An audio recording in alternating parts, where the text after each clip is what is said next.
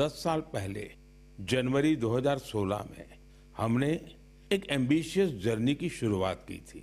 तब हमें इस बात का एहसास था कि भले ही एक छोटा क्यों न हो, लेकिन ये युवा पीढ़ी के लिए, देश के फ्यूचर के लिए काफी अहम है। तब कुछ लोग ये समझ ही नहीं पाए थे कि आखिर है क्या। साथियों, मैं जिस जर्नी की बात कर रहा हूं वह है स्टार्टअप इंडिया की जर्नी। इस अद्भुत जर्नी के हीरो हमारे युवा साथी हैं। अपने कंफर्ट जोन से बाहर निकलकर उन्होंने जो इनोवेशन किए वो इतिहास में दर्ज हो रहे हैं। साथियों, भारत में आज दुनिया का तीसरा सबसे बड़ा स्टार्टअप इकोसिस्टम बन चुका है। ये स्टार्टअप्स लीग से हटके हैं। आज वे ऐसे सेक्टर्स में काम कर रहे हैं जिनके बारे में 10 साल पहले तक कल्पना भी नहीं की जा सकती थी। AI, space, nuclear energy, semiconductors, mobility, green hydrogen, biotechnology, आप नाम लीजिए और कोई ना कोई भारतीय स्टार्टअप उस सेक्टर में काम करते हुए दिख जाएगा। मैं अपने उन सभी युवा साथियों को सैल्यूट करता हूं जो किसी न किसी स्टार्टअप से जुड़े हैं या फिर अपना स्टार्टअप शुरू करना चाहते हैं। साथियों, आज मन की बात के माध्यम से मैं देशवासियों, विशेषकर इंडस्ट्री और स्टार्टअप से जुड़े युवाओं से एक आग्रह जरूर करना चाहता हूं। भारत की इकोनॉमी तेजी से आगे बढ़ रही है। भारत पर दुनिया की नजरें हैं। ऐसे समय में हम सब पर एक बहुत बड़ी जिम्मेदारी भी है। वो जिम्मेदारी है क्वालिटी पर जोर देने की। होती है, चलती है, चल जाएगा, ये युग चला गया। आइए इस वर्ष हम पूरी ताकत से क्वालिटी को प्राथमिकता दें। हम सबका एक ही मंत्र हो, क्वालिटी, क्वालिटी और सिर्फ क्वालिटी। कल से आज बेहतर क्वालिटी।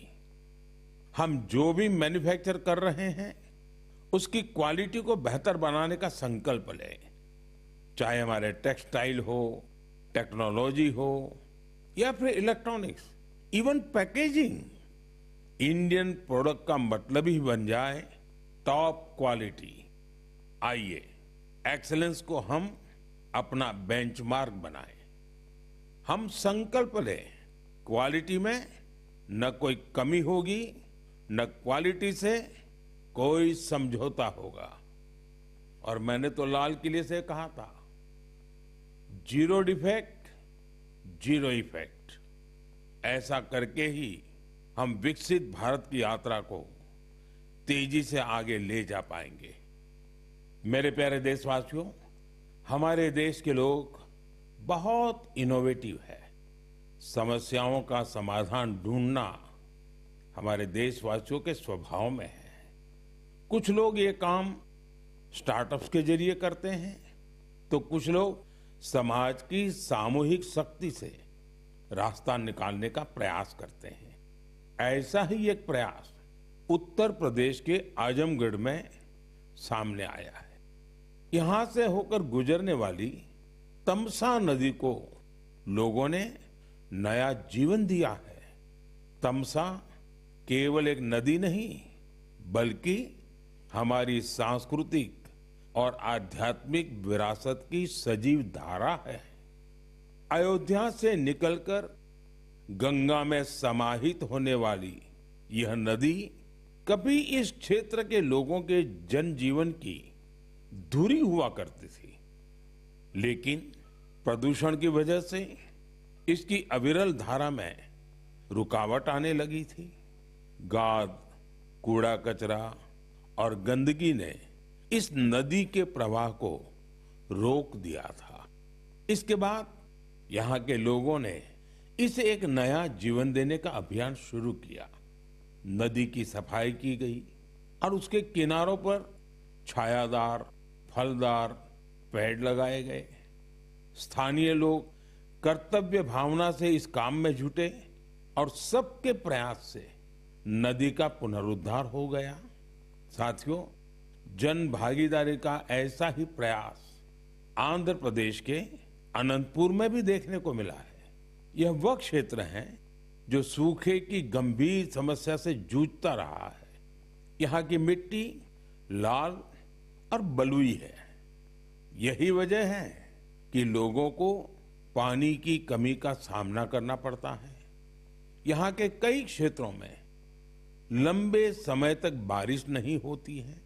कई बार तो लोग अनंतपुर की तुलना रेगिस्तान में सूखे की स्थिति से भी कर देते हैं।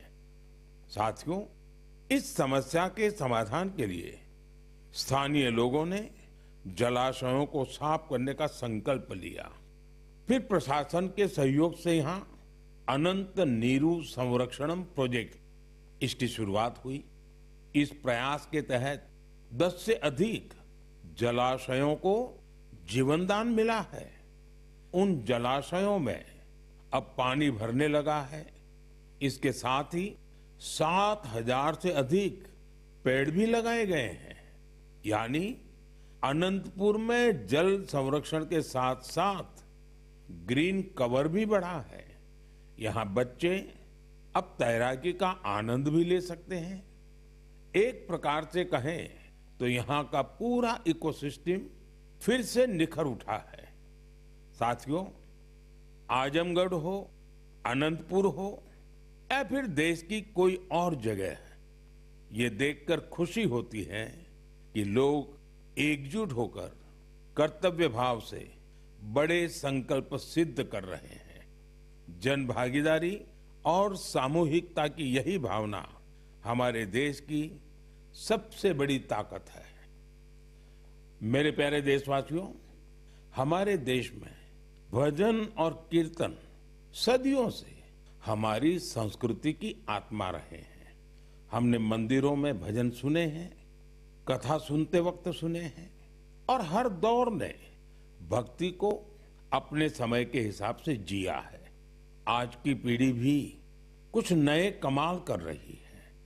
आज के युवाओं ने भक्ति को अपने अनुभव और अपनी जीवन शैली में ढाल दिया है। इसी सोच से एक नया सांस्कृतिक चलन उभर कर सामने आया है। आपने सोशल मीडिया पर ऐसे वीडियो जरूर देखे होंगे।